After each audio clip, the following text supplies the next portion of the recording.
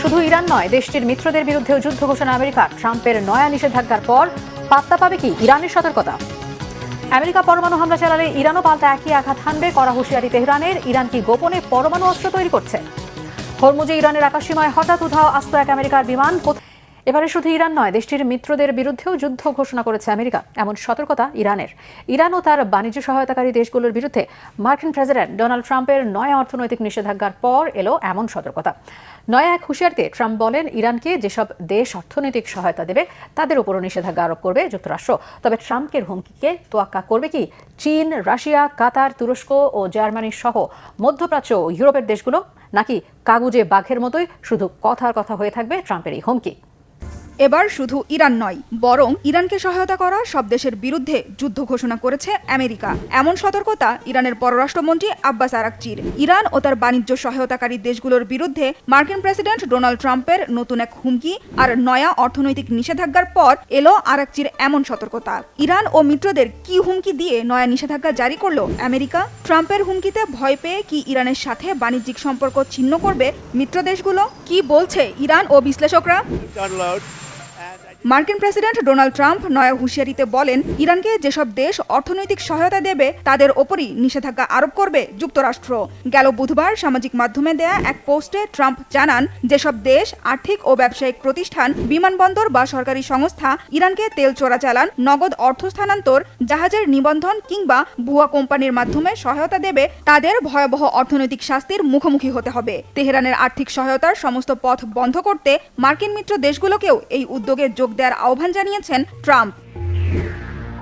তবে ট্রাম্পের হুমকিকে তোয়াক্কা করছে না মধ্যপ্রাচ্যের দেশগুলো, বরং তারা আমেরিকাকে বাদ দিয়ে নতুন আঞ্চলিক নিরাপত্তা ব্যবস্থা ও অর্থনৈতিক সহযোগিতা প্রতিষ্ঠা করতে চায়। শনিবার এমন দাবি করেন ইরানের পার্লামেন্টের স্পিকার মোহাম্মদ বাঘের গালিবাফ। নতুন আঞ্চলিক নিরাপত্তা ব্যবস্থা ও অর্থনৈতিক সহযোগিতা প্রতিষ্ঠার বিষয়ে ইরান প্রতিবেশী দেশগুলো থেকে অসংখ্য বার্তা পেয়েছে। ইসরায়েলের স্বার্থে এই অঞ্চলে তার মিত্রদের নিরাপত্তা বিপন্ন করেছে আমেরিকা। একটি স্বাধীন আঞ্চলিক ব্যবস্থা এই অঞ্চলের শান্তি ও নিরাপত্তা নিশ্চিত করবে। মধ্যপ্রাচ্যের বাইরে গেল কয়েক বছর ধরে ইরানের গুরুত্বপূর্ণ বাণিজ্যিক অংশীদারের তালিকায় রয়েছে চীন, রাশিয়া, ইরাক, তুরস্ক, কাতার ও জার্মানি।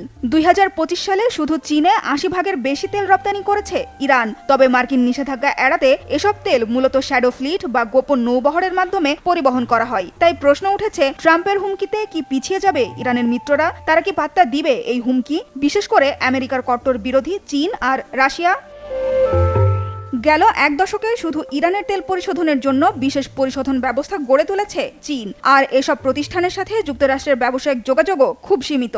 এছাড়া ইরানের তেল দীর্ঘদিন ধরে মালয়েশিয়া ও সম্প্রতি ইন্দোনেশিয়ার নাম দিয়ে পাঠানো হচ্ছে চীনে। এসব তেলের লেনদেন হয় চীনা মুদ্রায় এবং একাধিক মধ্যস্থতাকারীর মাধ্যমে। ফলে ঠিক কোন পথে কিভাবে তেল রপ্তানি বা বিনিময় হচ্ছে তা শনাক্ত করা কঠিন। তাই ডোনাল্ড ট্রাম্পের নতুন নিষেধাজ্ঞায় ইরান চীন বাণিজ্যিক সম্পর্কে তেমন কোনো প্রভাব পড়বে না বলে মনে করছেন বিশ্লেষকরা। একই চিত্র ইরানের আরেক মিত্র রাশিয়ার ক্ষেত্রেও। আমেরিকা 2018 সালে ইরান পরমাণু চুক্তি থেকে বের হয়ে যাওয়ার পর ইরান রাশিয়া অর্থনৈতিক সম্পর্ক আরও মজবুত হয়েছে। 2024 সালে দুই দেশের বাণিজ্যের পরিমাণ ছিল $4.8 বিলিয়ন। ইরানে শস্য, ধাতু, যন্ত্রপাতি ও শিল্পপণ্য রপ্তানি করে রাশিয়া, আর রাশিয়ায় কৃষিপণ্য, খাদ্য, পেট্রোকেমিক্যাল ও সামরিক সরঞ্জাম রপ্তানি করে থাকে তেহরান। রাশিয়াকে কম দামে শাহেদ ড্রোনও সরবরাহ করেছে খামেনির দেশ, যা ইউক্রেন যুদ্ধে ব্যবহার করছে মস্কো। এসব লেনদেনের বেশিরভাগই হয় আমেরিকার নজরদারির বাইরে কাস্পিয়ান সাগর দিয়ে।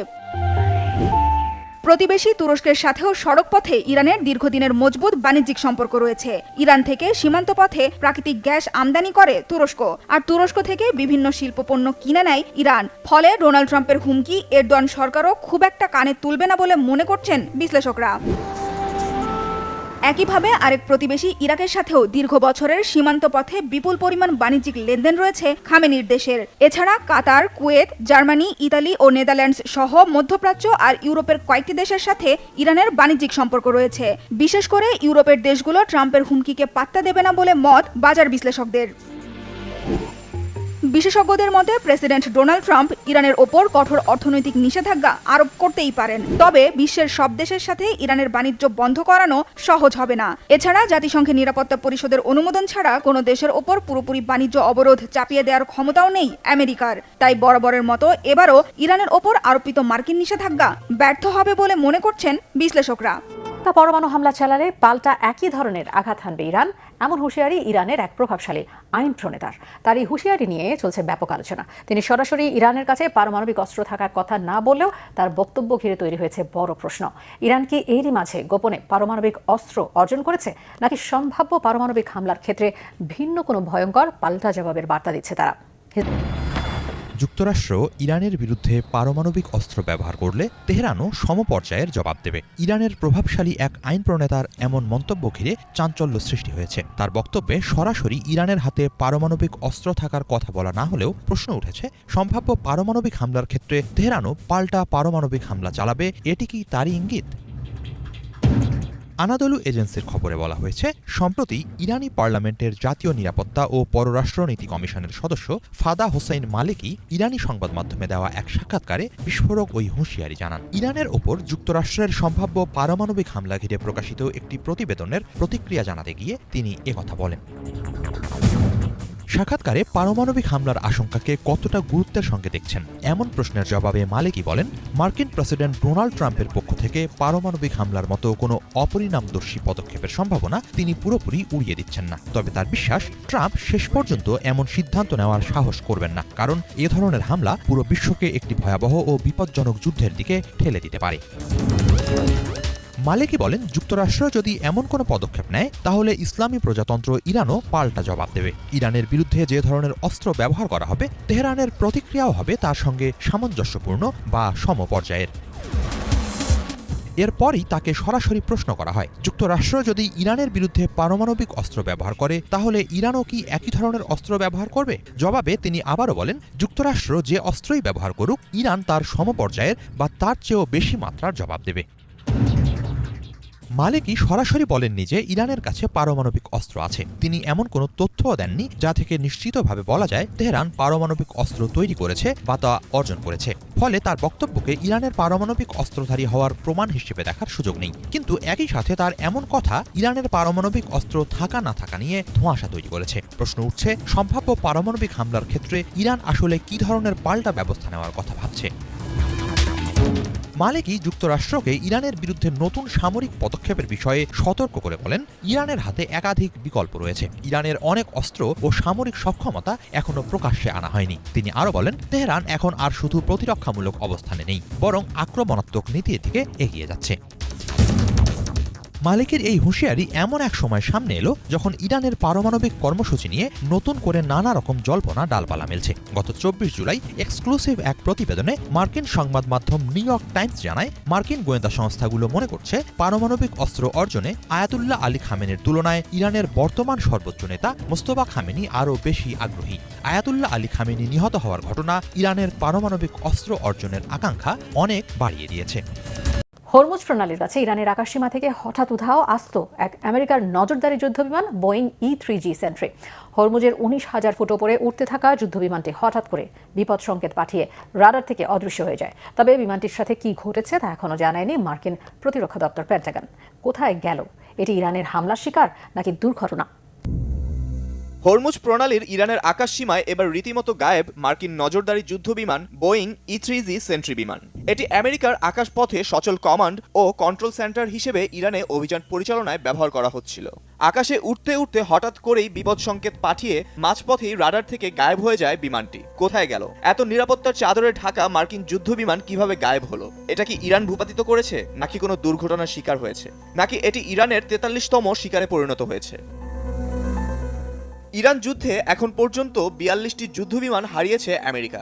তাই এবারও সন্দেহের তীর ইরানের দিকে। Flight tracking platform flight radar 24 এর রাডার তথ্য জানিয়েছে, বিমানটি প্রায় 19,275 ফুট উচ্চতায় এবং ঘন্টায় প্রায় 852 কিলোমিটার গতিতে উঠছিল।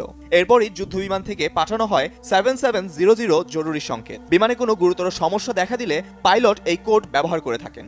জরুরি সংকেত দেওয়ার কিছুক্ষণ পরেই ফ্লাইট ট্র্যাকিং সিস্টেমে বিমানটির অবস্থান আর দেখা যায়নি। রীতিমতো রাডার থেকে উধাও হয়ে যায় আস্ত একটি মার্কিন বিমান। বিচ্ছিন্ন হয়ে যায় বিমানের সাথে সব যোগাযোগ ব্যবস্থা।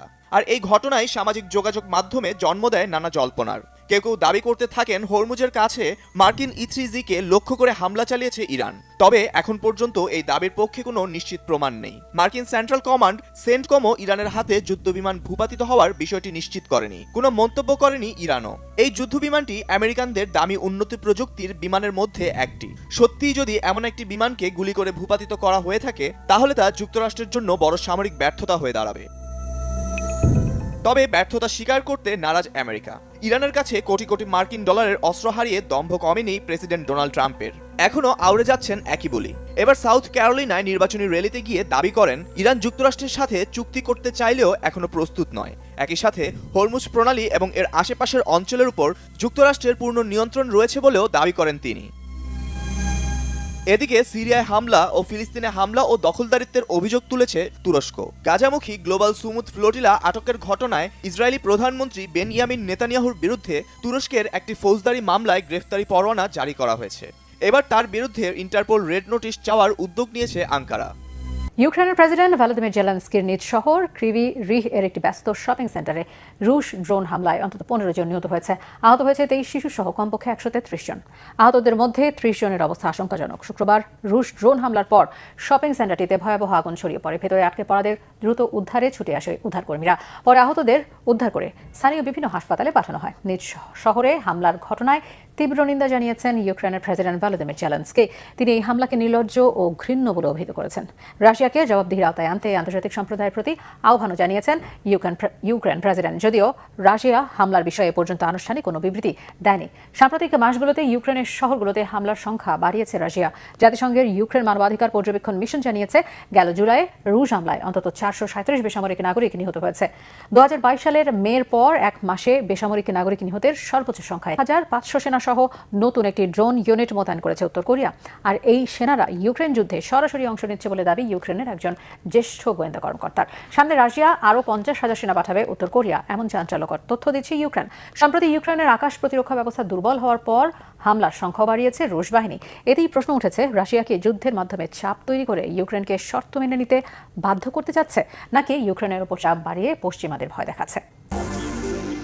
আবারও রাশিয়ায় 8,500 সেনাসহ নতুন একটি ড্রোন ইউনিট পাঠিয়েছে কিম জং উন প্রশাসন, যার মধ্যে আছে 400-র বেশি ড্রোন পরিচালনাকারী। 2022 সালের ফেব্রুয়ারিতে রাশিয়া ইউক্রেন যুদ্ধ শুরুর পর সেনা পাঠানো সহ নানাভাবে রাশিয়াকে সামরিক সহযোগিতা দিয়ে আসছে উত্তর কোরিয়া। সম্প্রতি ইউক্রেনে হামলার পরিধিও বাড়িয়েছে রুশ বাহিনী। ইউক্রেনের আকাশ প্রতিরক্ষা সক্ষমতা দুর্বল হওয়ার পর পুতিন বাহিনী যেন আরও আগ্রাসী হয়ে উঠছে। পশ্চিমা সামরিক জোট ন্যাটোর সদস্য হতে পারবে না ইউক্রেন। যুদ্ধের শুরু থেকেই এ শর্ত দিয়ে আসছে রাশিয়া, কেননা সদস্য হলে ইউক্রেনের মাটিতে ঘাঁটি নির্মাণ করবে ন্যাটো। প্রতিবেশী হিসেবে পুতিনের উদ্বেগের কারণ এটি। যুদ্ধের বর্তমান পরিস্থিতি নিয়ে বিশ্লেষকদের মধ্যে প্রশ্ন, রাশিয়াকে উত্তর কোরিয়ার সহযোগিতা নিয়ে পুরো ইউক্রেন দখল করতে চায়, নাকি চাপ তৈরি করে ইউক্রেনকে ন্যাটো সহ অন্যান্য শর্ত মেনে নিতে বাধ্য করার কৌশল এটি।